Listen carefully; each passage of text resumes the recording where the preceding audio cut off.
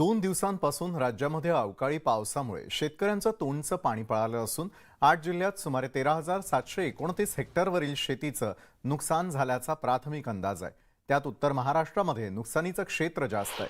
मुख्यमंत्री एकनाथ शिंदे आणि कृषी मंत्री अब्दुल सत्तारांनी नुकसानीचे पंचनामे करण्याचे आदेश महसूल यंत्रणेला दिले आहेत। विभागीय कृषी सहसंचालकांकडून मिळालेल्या प्राथमिक माहितीनुसार राज्यात अवकाळी पावसाने उत्तर महाराष्ट्रातील सर्वच जिल्ह्यात शेतीचं नुकसान झाल्याची माहिती हाती येते। पंचनाम्यानंतर प्रत्यक्ष नुकसानीचा आकडा हाती येईल। नाशिक विभागातील धुळे जिल्ह्यात गारपीट झाल्यामुळे तिथे नुकसानीची तीव्रता जास्त आहे। विदर्भ आणि मराठवाड्यामधील छत्रपती संभाजीनगर जिल्हा वगळता उर्वरित सर्वच जिल्ह्यांमध्ये हजेरी लावलेली आहे।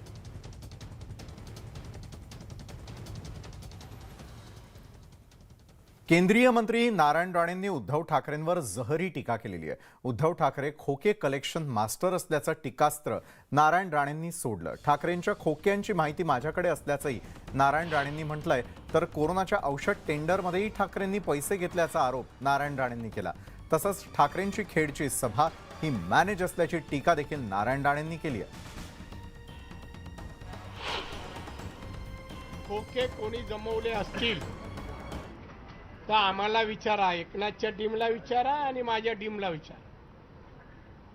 किती किती कोणी पोचवले, उद्धवच्या हातात दिले। खोके कलेक्शन मास्टर उद्धव ठाकरे आहे।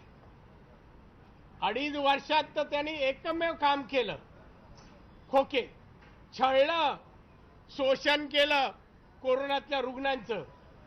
औषधाच्या टेंडरमध्ये पण पैसे घेतले। काय बोलतो तो? खोके बोलायचा अधिकार आहे? उद्धव ठाकरेंची ताकदच नाही। मंत्रालयात यायची ताकद नव्हती तर महाराष्ट्रभर पिंजून काढणार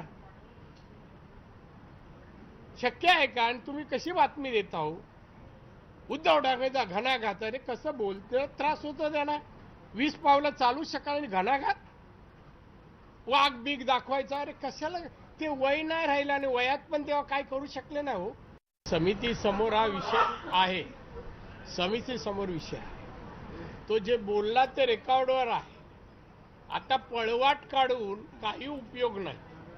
त्या बोललेल्या ते शब्द आहेत ते जे वापरले आहेत ज्यांच्यासाठी, ते नियमात चाकोरीत बसत नाहीत आणि म्हणून त्यांच्यावर तो खटला दाखल केला आणि केस चालू आहे। तर त्यामुळे आता तारखा मागणं हे म्हणते काय दुसरं पळवाट काढण्यापलीकडे। एकमेकांवर नेहमीच टीकेचे बाण सोडणारे सत्ताधारी आणि विरोधक आज एकत्र आल्याचं दिसलं। विधान भवन परिसरामध्ये देवेंद्र फडणवीस आणि माजी विधानसभा अध्यक्ष आणि सध्याचे काँग्रेसचे प्रदेशाध्यक्ष नाना पटोले एकत्र दिसले।